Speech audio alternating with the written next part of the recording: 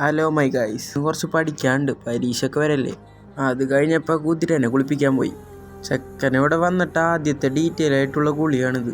കുളിക്കാൻ ഇവനക്ക് ഇഷ്ടമല്ലെങ്കിലും കുളിപ്പിക്കാൻ നമുക്കിഷ്ടമാണ്. അതൊക്കെ കഴിഞ്ഞപ്പോൾ കുറച്ചേരം ഗെയിം കളിക്കാൻ പോയി.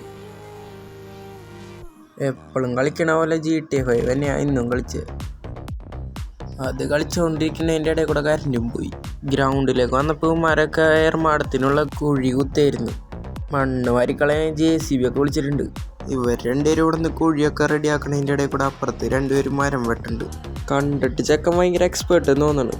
ഇവന്മാർ കുത്തിയ കുഴിയൊക്കെ നിറച്ച് വേര് അറിഞ്ഞാൽ കോളായി. പിന്നെ ഇവനെ ഫുഡ് കഴിക്കാൻ കൊണ്ടുപോകാൻ പോണു.